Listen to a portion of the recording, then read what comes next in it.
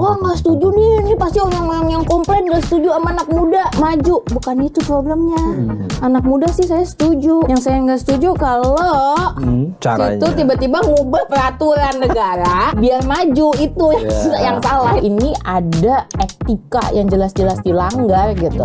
Orang akan bilang ini secara hukum tadi gitu, secara prosedural gimana? Ya prosedural, kalau mau dibilang prosedural ya sesuai prosedur. Legal apa enggak ya legal. Etik apa namanya? Ethical atau enggak? Enggak. Dan itu buat saya presiden buruk banget buat demokrasi kita. Karena aku anak presiden, aku muda, dan aku gemuk.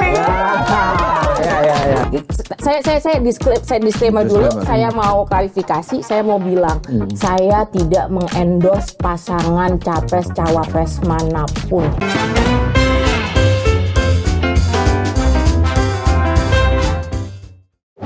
Saatnya yang muda mendapatkan kursi. Wah, deg-degan banget nih. Tapi tetaplah, karena di lanturan kita berdoa mudah-mudahan ngelanturnya pasti mudah-mudahan relevan. aman. Kok aman sih? Kita sapa dulu dong. Halo Mbak Neng, selamat sore. Apa kabar? Nah, katanya ngasih yang muda kursi. Lah, Tapi kan kayak gini-gini langsung di ini. Iya, penonton lanturan edisi kali ini kita kasih kesempatan sama Nitya yang katanya paling muda untuk membuka acara. Untuk menjelaskan apa bedanya amin dan aman. Mainkan nih. Menjelaskan itu, makanya kenapa Mainkan saya nih. mengajak Mainkan Langsung nih. merasa nggak aman. Langsung merasa nggak aman. saya langsung merasa ya, Inaya Wahid. Aku Nitya mau perkenalkan Anissa. kamu tuh gimana ya? Iya. Sebagai seniman, sebagai pemain teater, sebagai anak presiden tapi yang nggak dapat privilege. Dapat nggak sih? Dapat dong. Oh, dapat ya. Misalnya. Dapat dong. Dapat lah, kemana-mana diajak. Kemana-mana diajak. Iya, kalau Gus Dur kemana-mana kan diajak dia. Kan Kalau dapat cuma privilege. diajak doang mah, kecuali diajak ke tata selanjutnya. Ya diajak orang Gus Dur, dia dituntut, diajak orang ke kamar mandi juga diajak. Nggak berarti kan nanggepin kan? Nggak.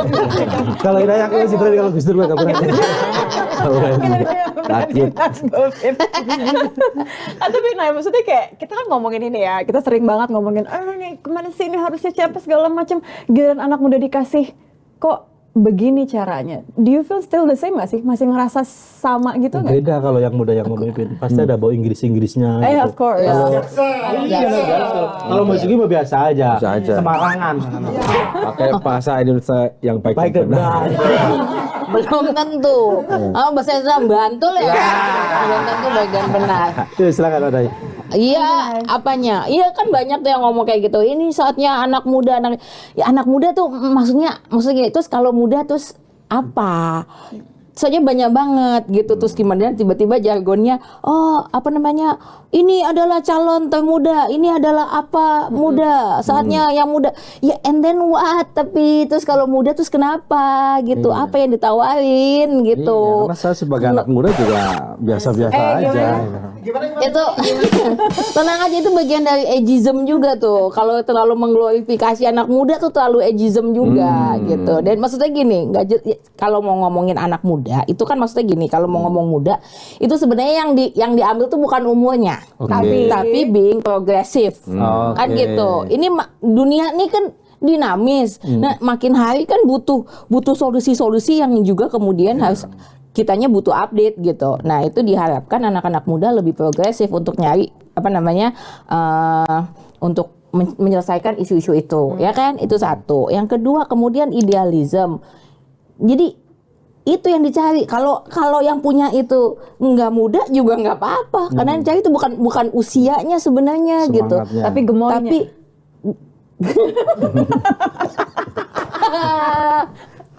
berarti aku bisa itu. Aku memenuhi semua persyaratan. Karena aku anak presiden, aku muda, dan aku gemuk.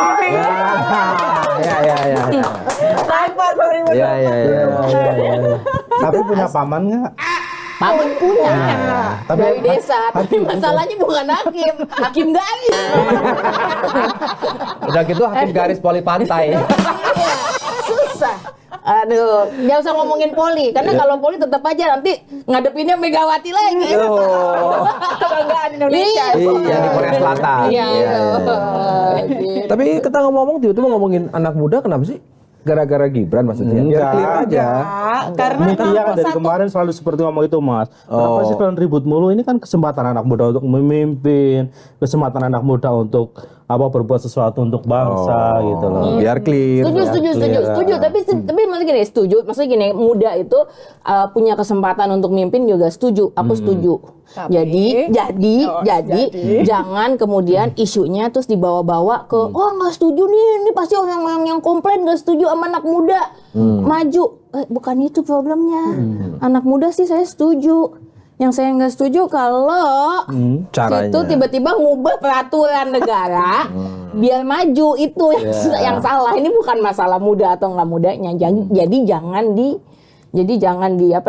jangan digeser isunya. Ya, sepertinya saya Gitu. tertarik dengan- Apalagi yang menggeser isu itu adalah partai yang ngakunya muda, tapi status quo. luar juga. Tapi kan yang memimpin anak muda. Tapi yang penting, tapi aku salut sama partai itu, karena akhirnya partai itu melepaskan labelnya sebagai PDIP U23.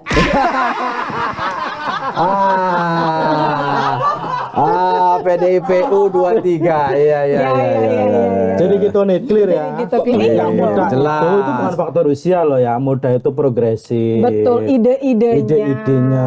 Gitu kan, mampu untuk melihat peluang Iya. 60% ya itu. Dan kalau tadi kata Mak Nei bilang melabrak konstitusi, undang-undang itu kan memang cara-cara tua ya. Ya, kalau kita mau pakai padanan supaya opposite dengan muda ya, cara tua itu, cara melabrak konstitusi, pengangkangan konstitusi itu kan begitu. Nah, tapi sekarang persoalannya adalah kalau prosedurnya sudah berjalan dan sekarang sudah ditetapkan, bagaimana kita menyikapinya? Apakah ya sudah biarkan itu bergerak secara prosedural? Tapi kan substansinya ini yang jadi persoalan kan. Kalau pemilu prosedural sudah bertahap sekarang sudah. Nanti sore pengundian nomor urut. Nah, itu prosedural. Tapi substansinya yang hari ini kita akan bicarakan. Nah, kalau Gus Hakim kan dari kemarin ini di redaksi paling keras soal penyikapan kita terhadap konstitusi. Redaksi. Iya, makanya program-programnya keras. Nah, jelaskan dulu apa yang kamu bela. Ya karena kita membela value ya, kita membela nilai. Kita tidak ada persoalan dengan Gibran, tidak ada persoalan dengan Prabowo, juga tidak ada persoalan dengan Jokowi gitu loh. Tapi kita ada persoalan dengan ketidakberesan dalam tatanan bangsa ini gitu loh. Seperti tadi yang karena ketika satu putusan ini memang udah dianggap aneh, dan kedua putusan MK itu juga membuktikan bahwa memang ada yang nggak beres dalam proses pengambilan keputusan yang dianggap aneh itu gitu loh, hanya untuk meloloskan anak muda untuk bisa ikut kontestasi di Pilpres 2024 nanti gitu loh. Nah, maksudku dalam konteks demokrasi gitu loh, yang dikaitkan dengan partisipasi anak muda ini, Gen Z ini, bagaimana Mbak Nay melihatnya gitu loh? Apakah ini relate misalnya bahwa ini adalah memang waktunya, saatnya yang muda yang memimpin gitu loh? Ataukah ya jangan-jangan ya justru ini jadi kontraproduktif buat anak-anak muda, sebenarnya dia punya potensi segala macam tapi sudah keburu dicitrakan dalam tanda kutip nih kurang positif akibat momen ini gitu loh. Ya, makanya fokusnya kan bukan di mudanya, problemnya kan bukan di mudanya. Saya pribadi, saya salah satu yang mendukung kalau misalnya peraturan itu diubah gitu ya, gitu, bahwa anak-anak yang orang-orang muda yang di bawah 40 tahun bisa jadi pemimpin, nggak masalah. Makanya sekali lagi ini kan problemnya bukan di situ. Tapi nanti kita jadinya malah nggak fokus di problem aslinya yang tadi gitu, ya kan?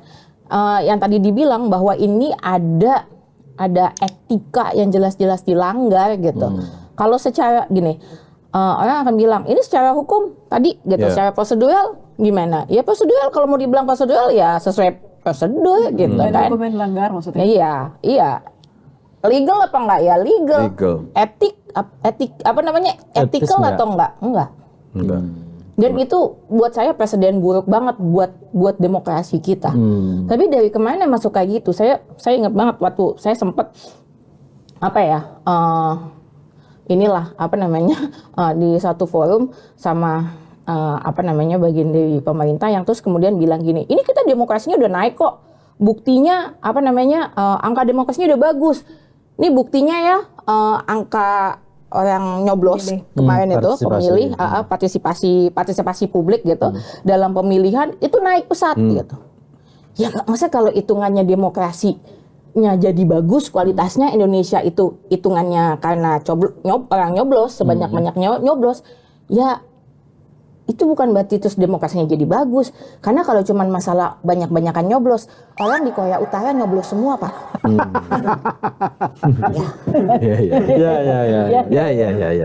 Demokratis nggak? Tapi gini, kan kalau beberapa kali nih aku diserang ke Kompas Malam kan, kita ngundang beberapa pengamat yang berbeda, beberapa lembaga survei gitu. Kompas Malam. Nggak ada yang siang-siang. Belum terbit. Ada yang subuh. Nah, beberapa dari mereka, terutama yang punya lembaga survei, bilang ini isu yang sangat menarik karena ada etika yang dilanggar. Tapi apakah kemudian nanti berpengaruh nggak sama orang berpikir dua kali ketika memilih? Ternyata enggak. Sejauh ini. Minimal dari hasil survei. Atau ini jadi kayak cuma obrolan aja. Gitu ya.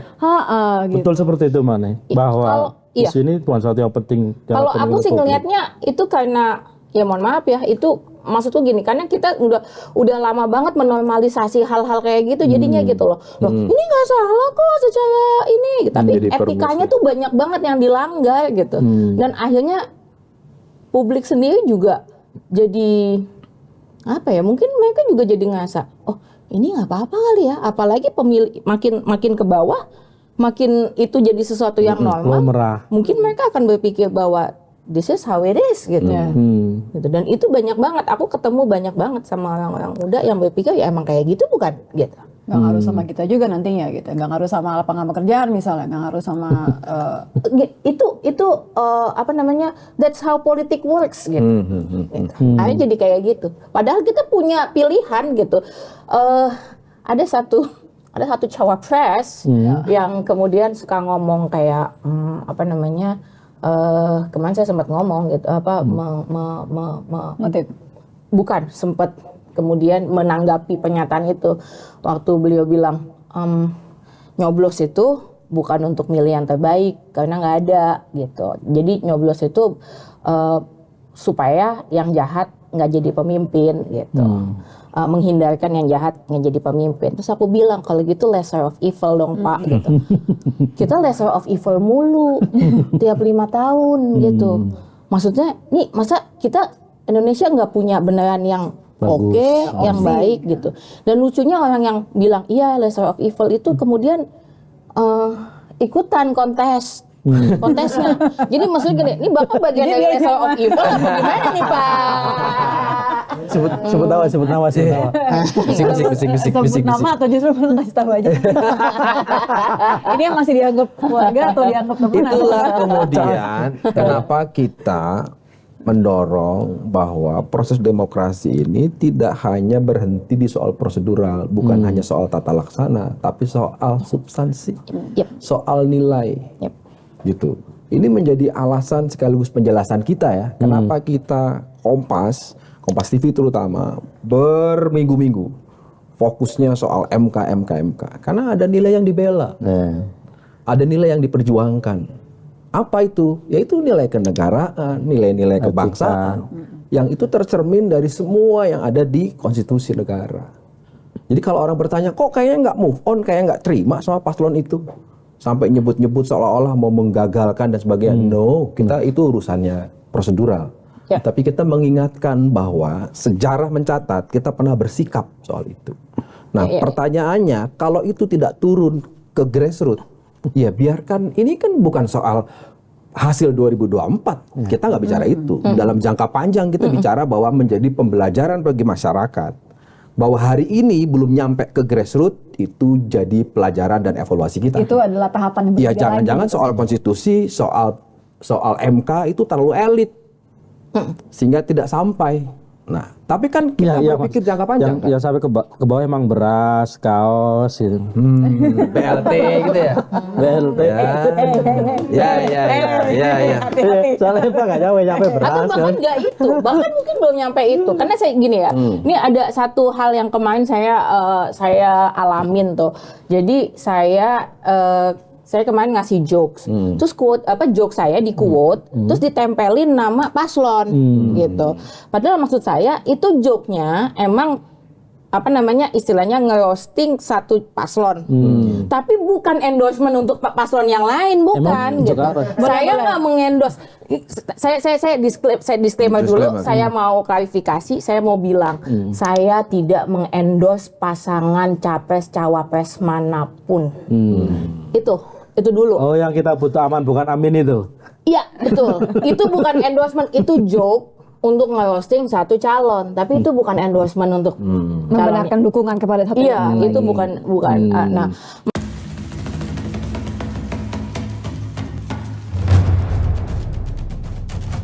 masalahnya adalah pada saat itu dimunculkan, terus banyak nih dukungan pendukungnya yang tadi itu gitu ya. Yang mungkin yang aman apa yang amin nih? Yang amin. Oh, yang amin. Tapi mungkin nggak aman. Tapi mungkin nggak aman. Nggak aman tuh maksudnya tuh ya semua orang kan pasti nggak aman. Nggak ada 100% aman.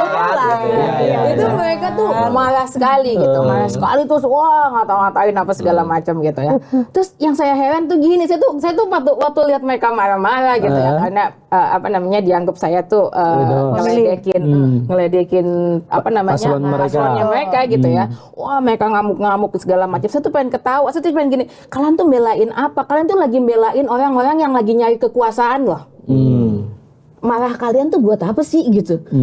They're not even worth your anger. Itu yang sebenarnya saya pengen ngomong ke teman-teman muda gitu. Jadi ini banyak banget. Kalau muda ngadepnya ke sana, Pak. Kalau muda ngadepnya ke sana. Ini Nah, aku pikir kita adalah teman. jadi maksudku jangankan nyampe di bagian beras dan segala macam itu loh. Tapi udah dari awal kita pakainya sentimen dulu gitu, ngamuk sendiri. Bukankah gitu. itu yang paling gampang ya? Dan itu kan permainan lama ya. Itu selalu dimainkan, emosi orang tuh selalu dimanfaatkan untuk hal kayak gitu. Kita karena lebih mudah untuk menggerakkan perasaan orang. Yang biasa memainkan emosi orang. Iya. Yang biasa dimainkan. Korban ya. Iya nggak sih? Maksudnya terus apa bedanya gitu sekarang? Apa bedanya sekarang? Kenapa kita harus tercengang? Kenapa kita harus merasa bahwa ini adalah sesuatu yang berbeda? Permainannya lama semua kok. Artinya kita nggak maju-maju. Ya. Kita masih berada di titik yang sama setelah sekian proses demokrasi kita lalui gitu loh, Nit. Tapi kita penting loh mengklirkan ini. Kenapa? Di pemilu sekarang ya paling tidak 50% lebih kan anak muda. Dari 204 DPT itu 61%. Anak muda. Pemahaman ini yang menurutku jauh lebih penting sampai, dan kita tentu tidak bisa berharap jangka pendek. Karena ini kan akan panjang. Kalau kita melihat bahwa anak muda ini masa depan. Tapi kalau anak muda ini masa sekarang untuk kebutuhan jangka pendek, ya itu yang terjadi. Bahwa apa sih disoal? Kenapa sih disoal? Kan nggak masalah. Yang penting anak muda. Yang penting anak muda. Tapi kalau kita bicara jangka panjang, bukan itu. Dan ini perlu perjuangan. Perlu waktu. Termasuk dicaci maki di sosmed. Gitu itu tapi emang kalau orang tua yang ngomong perlu semua langsung hening gitu. Makanya saya langsung menunduk. Saya langsung menunduk. Orang tua yang ngomong memang begitu saya, Bang. Banyak saya langsung menunduk gini. Kalau orang tua ngomong begitu ya, Bang. Yang paling nunggu ini loh. Nggak, tapi harus diklarifikasi juga ya, Nay, bahwa anak muda juga bukan berarti kita antipati ya. Maksudnya kita sangat semangat untuk Itu udah jelas. Nah itu malah maksudku, kita mungkin fokusnya perlu di substansial itu tadi. Gini, kita jangan lagi ngomongin demokrasi cuman permasalahan coblos-coblosan.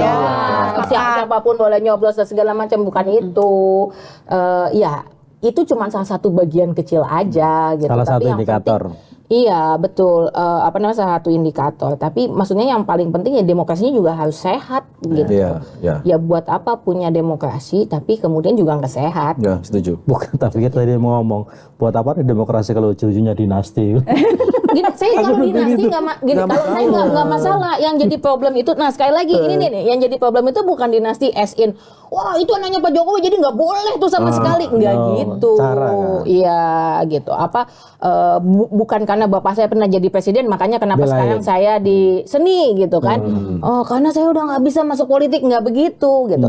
Tapi yang jadi problem itu adalah karena ketika dia naik dia menggunakan perangkat negara, itu satu, untuk memuluskan jalannya, itu satu. Yang kedua, ayahnya sedang menjabat gitu. Berkuasa. Iya, itu kedua. Ketiga, si hakim MK ini aja udah dari awal udah posisinya sebenarnya kan juga ini kan iya gitu. Itu kan dari awal, maksudnya harusnya itu udah jadi apa ya? Ya nggak ada yang salah kan kalau paman belain keponakan itu. Iya, meskipun nggak semua paman ada paman yang ditelikung keponakan. Aku nggak ikutan loh ya. Yang ini amin atau aman? Tapi itu juga menarik. Saya pengen ngomong itu juga. Ini bukan semata pembelaan terhadap ayah saya ya, tapi gini, banyak orang kemudian melihat keterlibatan pihak itu sebagai ini hanya konflik personal karena ini konflik keluarga. Tapi Pak publik miss untuk menyadari bahwa ini ada orang yang kemudian dia itu melanggar banyak banget.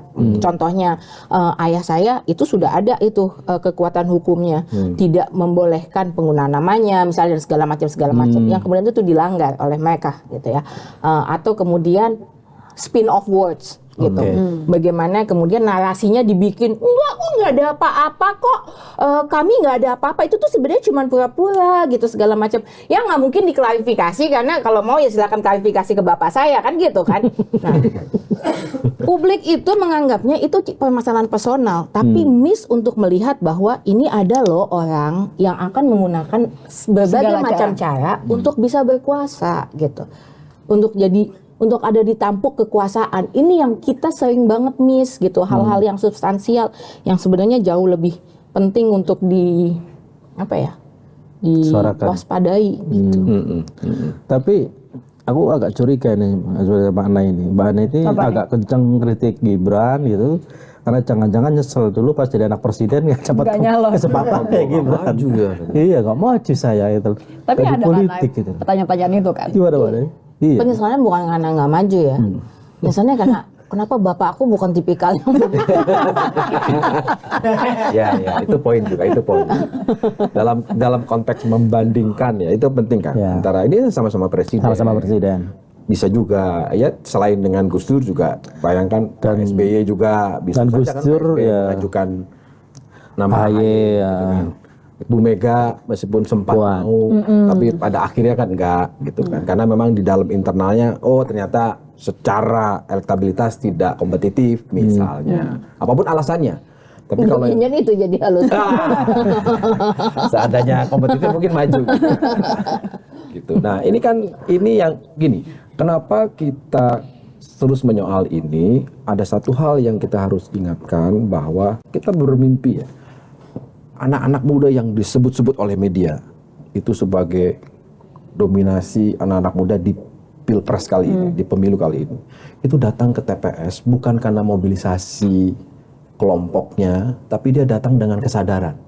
Oke, saya datang ke TPS untuk memperjuangkan nilai apa. Itu kan mimpi kita. Tapi hari ini kan orang bilang sepesimisnya kita tidak boleh kehilangan harapan.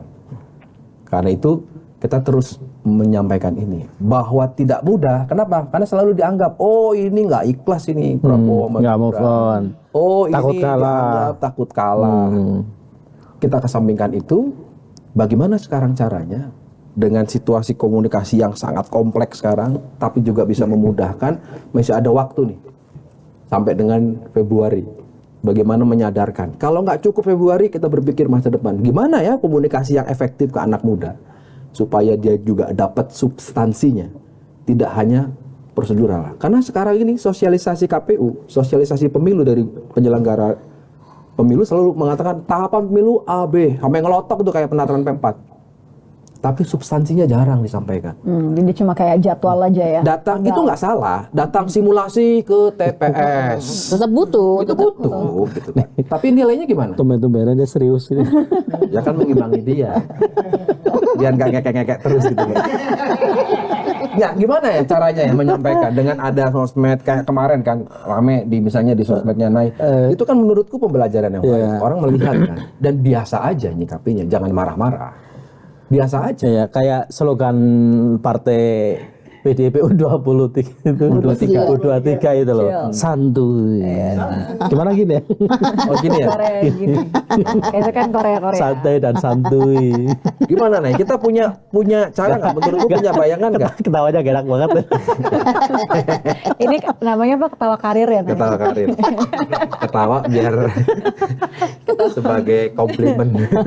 Iya, karena itu problem kita hari ini Mbak Nay. Ketika kita mengkritisi sesuatu, kita dianggap karena kita sedang menembak sesuatu gitu loh. Karena kita tidak suka dengan dalam tanda kutip konteksnya adalah politik praktis ya, bukan value gitu loh. Sementara yang kita kritisi misalnya adalah problem value-nya gitu, etikanya misalnya, asas kepatutan misalnya. Ya tapi jangan curhat gitu, biasa aja. Jadi jurnalis dimaki orang ya biasa aja. Enggak. Tapi ini kan banyak didiskusi, Nay. Artinya kan diskusinya kan sebenarnya sudah banyak ya ngomongin soal gimana cara komunikasi ke anak-anak muda di luar komunikasi media sosial. Ya komunikasi ke anak muda nih yang dikomunikasiin apa gitu. Karena banyak juga yang dikomunikasiin ya tadi itu soal kemudian membranding supaya jadi gemoy gitu misalnya kayak gitu-gitu kan. Iya. Bukan yang substansi. Iya, tapi it works ya in a way ya, yang soal itu ya. Iya. Iya. Tapi ya itu tadi substansial. Kalau mau ngomongin substansial ya contoh yang paling penting. Keteladanan. Iya sih bener ya. Kok ngomong contoh keteladanan langsung kayak pesimis gitu? Ya contoh. Ya memang hari ini mungkin agak susah dari keteladanan. Makin berat gitu. Betul. Hari ini siapa yang kita bisa jadikan contoh? Panutan. Elit yang muncul ya. Tanpa mengerasa hormat bapak-bapak. Iya, ini kan pertanyaan ya. Ini pertanyaan ini terbuka. pertanyaan. Ini sekaligus Iya, tantangan buat Anda sekalian. Gini, Jadi apa namanya respectfully speaking ya. Nah, Dengan hormat. nah. With all due respect. Respect. Contoh. Kalau lo pribadi, Nay pribadi terpikir nggak ada yang sudah bisa kemudian dijadikan contoh? Close to it. Ya kalaupun ada bukan politisi. Bagus. Nice save. Anak-anak muda yang memang sudah berniat datang ke TPS jangan berubah pikiran gara-gara nonton ini ya. tetap harus datang ke TPS ya. Meskipun nyoblos semuanya. Kan adil. Kan adil dalam perspektif tertentu gitu. Karena semuanya. Karena itu perlu pendidikan politik praktis itu tadi. Cara mencoblosnya nggak boleh semuanya. Kalau orang tahunya adil kan semuanya bagi rata. Ya itu salah satu komunikasi yang salah. Iya, itu kan cara. Gak boleh adil Gitu, terus baru suara. Kalau orang nggak ngerti, taunya oh adil tuh begini, kan harus adil. Coblos semuanya. Ditanya sama orang tuanya, kamu coblos semuanya. Tiga-tiganya. Tapi jangan-jangan aku juga mikir, itu kan Jokowi katanya karena dalam tanda kutip gitu ya, misalnya dianggap sedang dalam tanda kutip emaskan anaknya misalnya untuk maju di Pilpres karena dia terlalu lama berkuasa misalnya. Udah 9 tahun. Kan itu normal. 10 tahun. Dibanding Gus Dur kan 8 Jokowi, Mas. Oh iya. Ya soalnya kalau Pak Jokowi itu kan emang modal beneran. Kalau Gus Dur kan modal dengkul. Itu juga Modalnya bukan dengkul Gus Dur kan. Jamin Rais. Modalnya Amin Rais. Jadi cepet. Cepet turun juga gitu. Tapi ya Gus Dur kan presiden pertama pasca reformasi kan. Itu yang harus diakui, secara harus mencatat itu gitu. Ya, dia produk reformasi. Produk reformasi pertama, meskipun belum dipilih secara langsung waktu itu gitu ya. Tapi mungkin nggak Mbak Nay misalnya kalau katakanlah Gus Dur berkuasa lebih lama gitu loh, pada akhirnya juga akan terjebak dalam kondisi seperti itu. Ya omku kemarin ngomong kayak gitu tuh. Om yang mana nih? Om yang mana? Omku dokter. Bukan harga. Iya. dokter bukan hakim. Dokter. Tapi ini juga Omku pada saat ngomong itu juga ini jauh sebelum kasus Gibran kemudian dicalonkan gitu. Dan bahkan sebelum kasus MK itu. Jadi Omku sempat nonton aku di satu TV gitu, terus Omku bilang, "Yo, aku tuh salah satu hal yang aku syukurin itu adalah bapakmu tuh nggak lama-lama jadi presiden." Saya bilang, "Kenapa Om?" Gitu. Ya soalnya kalau lama kekuasaan itu bisa mengubah kita. Kita nggak tahu bisa berubah jadi apa gitu kan. Apalagi semakin lama kekuasaannya, semakin sulit kita untuk lepas dari si kekuasaan. Jangan jadi ketua DPR nih kalau lama berkuasa. Iya.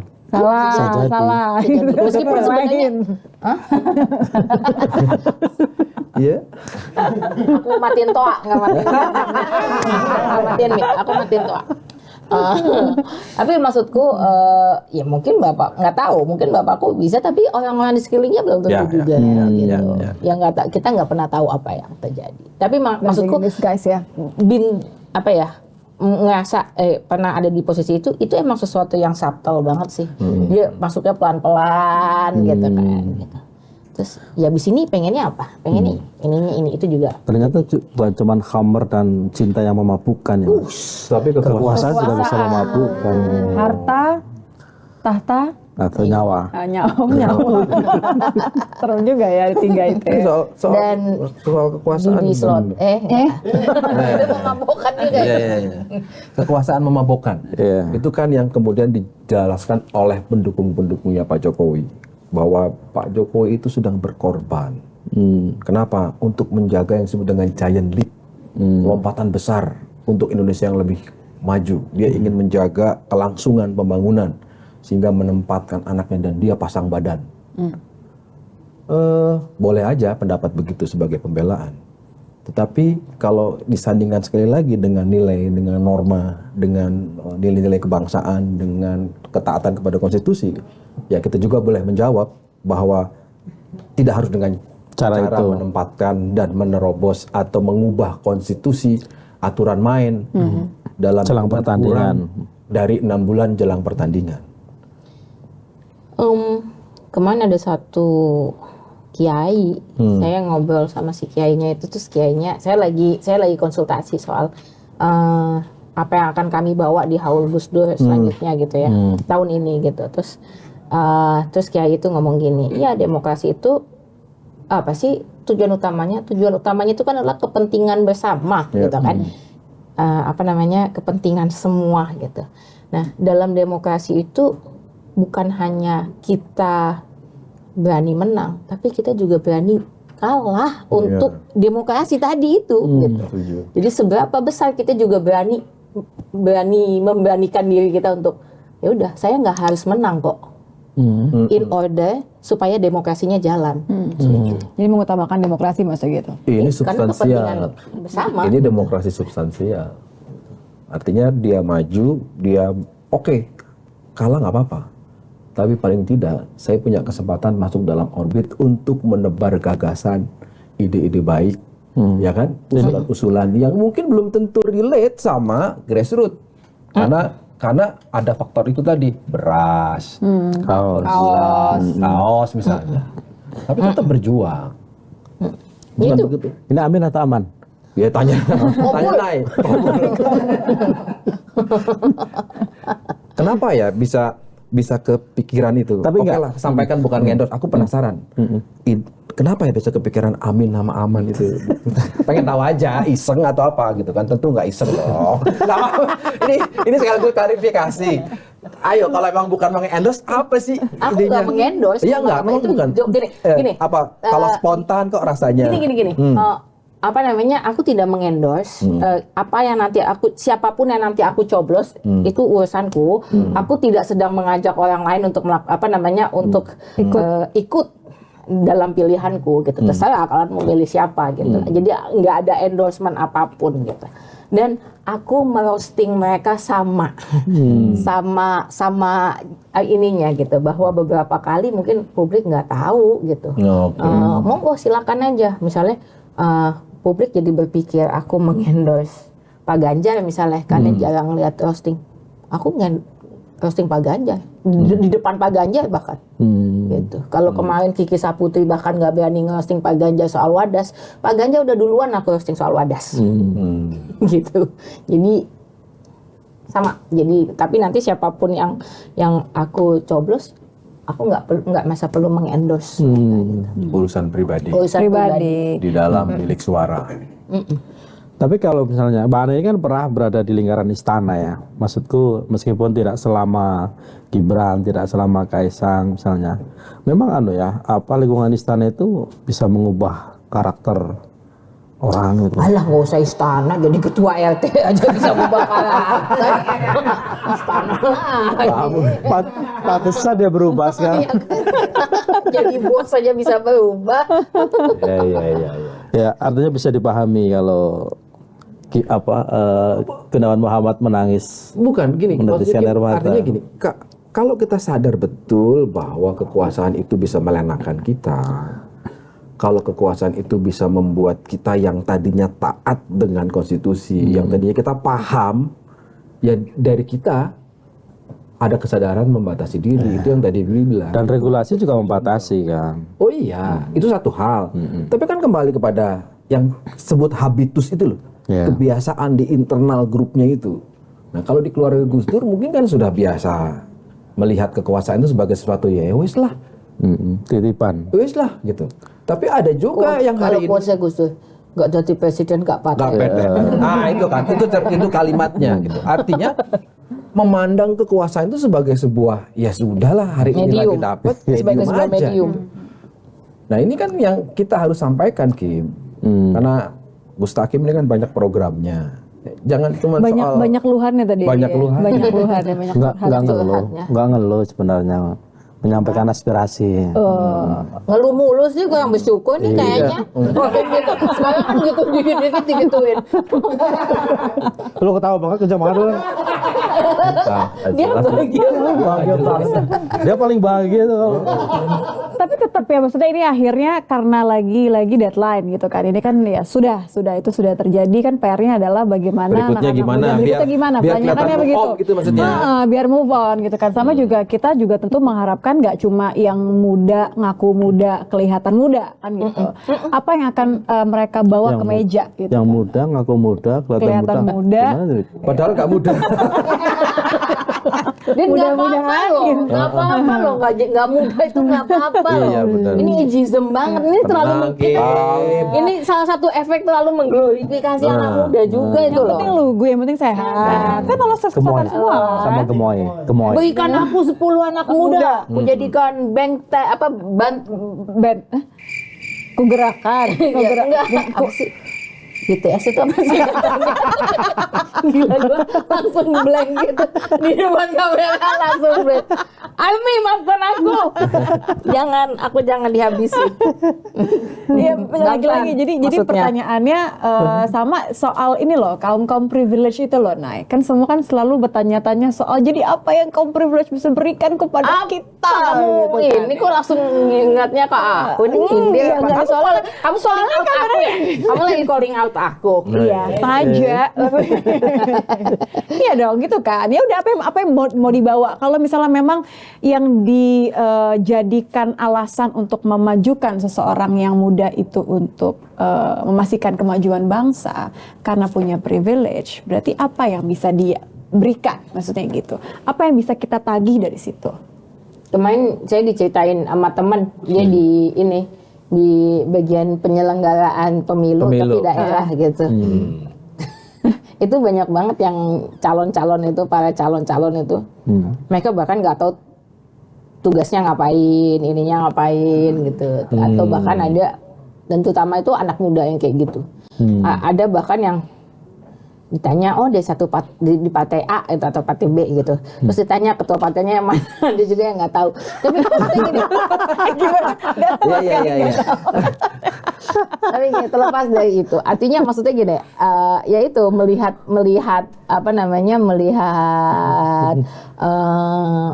politik itu terus nggak tahu, mungkin buat jenjang karir juga kali, nggak tahu juga gitu. Job Tapi seeker akhirnya gitu ya. iya, job seeker apa perlu dimunculin sebenarnya di ini ya, bukan maksudnya di apa namanya street job gitu Atau CV gitu kan, pengalaman gitu.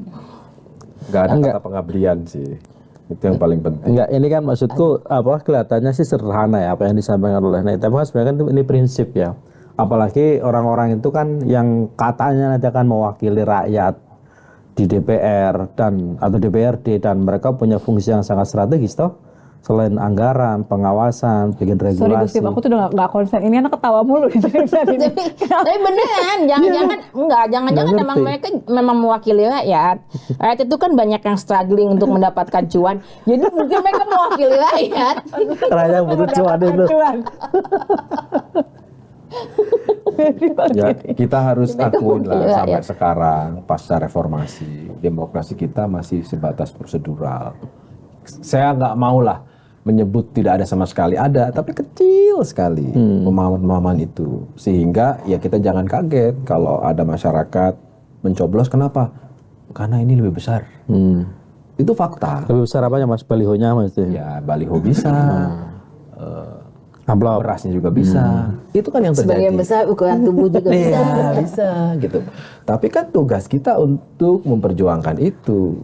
Paling tidaklah kita yang bekerja di sektor informasi itu terus melakukan itu. Memperjuangkan yang kasih besar-besar tadi maksudnya. Ya. Paling tidak kita ini yang nggak dapat jabatan apa-apa. Ini Kita ini yang bagian pengabdian ini. yang bagian pengabdian ini. Dari kita ini dari tadi ngobrol berkali-kali ngobrol sesuatu yang mereka tidak pikirkan tentang kita, tapi kita bahas.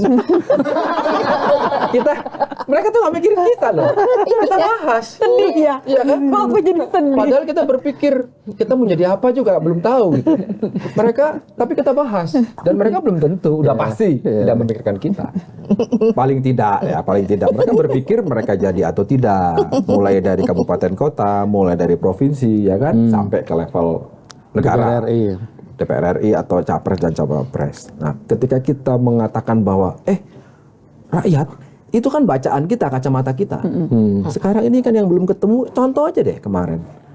Sampai orang bertanya-tanya, bukannya kurang apa ya soal informasi tentang kebobrokan MK. Paling tidak berdasarkan Prof. Jimli kan, karena ada pelanggaran berat. Putusan Prof. Jimli mengatakan, yang sudah dibuktikan. Tapi ini kan narasi propaganda dan dia bilang dari musuh politik. Nah, Itu banyak loh yang bicara kemudian yang takut kalah. Itu kita dihadapan oleh itu. Nah, hari ini kan itu sebenarnya PR ya. Maksudnya gini, publik nggak punya kemampuan untuk udah kemudian sekolah dikasih menyadari PR lagi. iya, bahwa ini ada persoalan gitu. Dan malah kemudian menganggap itu sebagai itu nih narasi propaganda aja ini gitu. Ini kan kayak istilahnya gitu ya, kalau mungkin contoh lain yang lebih nyata, misalnya kayak kalau hari ini kita mau ngomong Israel versus Palestina, aku netral aja, tapi lu nggak lihat ini ada orang lagi dijajah gitu ya, ada sekelompok orang dijajah terus diserang habis-habisan gitu, terus kita mau ngomong netral gitu, asin aku mengutamakan perdamaian, gimana mau damai gitu kalau mereka aja bahkan nggak hidup gitu, nggak bisa hidup untuk ngomongin perdamaian gitu sih. Jadi maksudku ketidakmampuan kita kemudian untuk melihat itu gitu, persoalan yang lebih substansial itu kan yang kemudian harusnya jadi PR gitu. Ya. Dan kita harus akuin itu masih jauh sekali dari ideal kan di Indonesia. Kita harus PR-nya akui. bapak-bapak. Jadi Kita mah karena biasa nggak ngerjain PR dulu ya. iya, kita tukang bolos kan. Enggak, kita nyuruh orang lain. Nyuruh orang lain untuk apa? Mengerjakan Kok mirip ya? Enggak, aku enggak. nyuruh orang lain tuh Nyuruh mengerjakan orang lain PR. untuk apa? Ini aku bukan orang yang lain. Bukan kan ya, Neh? Bukan. Aku enggak. Aku emang nggak ngerjain PR aja. Terus Kamu bilang nggak ngerjain nyuruh PR, orang lain. kamu anak. Nggak ngerjain PR ya sudah, terima konsekuensi. Ketimbang nggak ngerjain PR tapi nyuruh orang lain. Iya. Udah gitu aku akuin bahwa itu adalah karyaku. Sebut saja namanya bukan Mawar. Ya. Oke, jadi aku rasa kita sepakat kalau masalahnya ada di situ. Tapi bukan berarti kita jadi harus bersikap tadi contohnya netral, ya kan? Sama sekali kita nggak boleh bersikap netral, kita harus cari tahu lebih jauh soal apa yang anak muda bisa lakukan. Independen. Kurang lebih Independen kayak gitu itu ya. kita percaya diri, mengakui dan menghormati baik itu pendapatnya Gustaqim, pendapatnya Nay, pendapatnya Nitya. Suasana itu yang membuat dialektika itu hidup.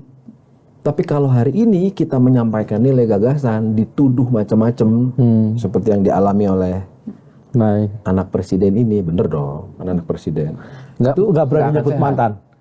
Kan presiden kan sebutnya nggak ada mantan. Nanti dijawab ya Mandai. Tadi tuh gini, obrolan sebelumnya adalah ini obrolan pinggir jurang ya. Ini kayaknya nggak pinggir jurang, kita emang terjun sambil martabak emang gitu ya kan. Nggak ada lagi. Tapi kayaknya dari edisi lantur ini paling nggak bener ini. Ini benar-benar ngelantur. Paling nggak asli. jelas. Gocekannya nggak kelihatan ya. Ya gitulah kadang-kadang gocekannya tiba-tiba jadi cawapres, tiba-tiba nanti Plot twist ya, putaran plot twist. politiknya banyak. Tiba-tiba jadi ya, tapi kan berangkat dari soal satu dua ide besar. Ya, soal anak muda. Anak muda tidak sekedar anak muda, tapi kita memperjuangkan yang namanya demokrasi substansi. Hari ini prosedural ya oke lah, mungkin baru tahapannya sampai di situ. Tapi kita harus berjuang sampai substansi. Bahwa yang substansi itu elektabilitasnya cuma paling kecil, ya nggak apa-apa. Kan harus siap kalah kan. Betul kan? Siapa yang harus siap kalah? Yang mana? Aman apa Amin? Aman atau Balik lagi. bukan gue loh ya. Daripada Nay sudah mulai merasa tidak aman. Bentar lagi gue ditelepon. Ini balik lagi udah mau klarifikasi, udah mau closing, dibalikin lagi aman atau amin. Ini negara banyak plot twistnya. Ini negara kita tuh kayak drama ya. Ya kayak drama Kayak ya. drama, banyak plot twistnya. Tiba-tiba jeng ada plot twist baru. Tadi Nggak udah biasa klarifikasi. sangka. Ya doain aja ke dramanya ini, kita ini Indonesia genre-nya bukan film horor. Itu aja. Komedi. Ini berarti usul karena ada Nay, karena doanya seperti itu ditutup dengan apa? Bukan Kabur. Terima kasih Nay udah datang. Thank you banget udah menemani sebagai anak muda. Kita ketemu lagi di lanturan episode berikutnya. Terima kasih. Nah,